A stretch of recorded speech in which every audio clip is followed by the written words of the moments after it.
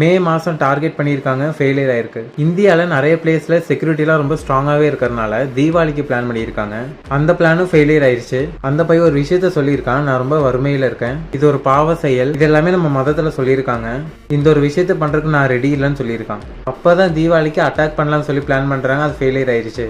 அப்படியே technical support இல்லாமல் போயிடுச்சு. இப்போ அந்த ப்ரொஃபஸர் மட்டும்தான் இருக்கு. அந்த ப்ரொஃபஸர் பேர் என்னன்னு பார்த்தீங்கன்னா, வேற யாராச்சும் ஆட் பண்ணலாம்னு பார்த்துட்டு இருக்கான். அதுக்காக தனியாகவே வீடியோவும் கிரியேட் பண்ணியிருக்கான். நிறைய பேர் ஆட் பண்ணலான்னு ஒரு பெரிய பிளானே வச்சிருக்கான். இவனோட ஆளுங்க கொஞ்சம் கொஞ்சமாக மாட்டிக்கிட்டாங்க. இந்தியா ஃபுல்லாகவே அட்டாக் பண்ணணும் பிளான் பண்ணி வச்சிருக்கான். இவங்களுக்கு தேவையான நிறைய மெட்டீரியல், நிறைய கெமிக்கல்ஸ் எல்லாமே கலெக்ட் பண்ணி வச்சிருக்காங்க. 1000 கிலோ கணக்கில் மாட்டியிருக்கு. அந்த ப்ரொஃபஸர் கிட்ட 5 ஃபோன் இருக்கு. அந்த 5 ஃபோனுமே சுவிச் ஆஃப் பண்ணிட்டு எல்லாத்தையும் அரெஸ்ட் பண்றாங்க. தெரிஞ்ச உடனே இவனும் எஸ்கேப் ஆயிட்டான். Jammu Kashmir police, Haryana police, Delhi police, அப்புறம் இந்தியாவோட இன்டெலிஜென்ஸ் எல்லாமே ப்ரொஃபஸரோட குரூப் எல்லாமே சேர்த்து கொஞ்சம் கொஞ்சமா அரெஸ்ட் பண்ணி வச்சுட்டாங்க. எங்க நம்மளோட பிளான் எல்லாமே ஒர்க் அவுட் ஆகாம போயிருமோன்னு ஒரு எண்ணத்துல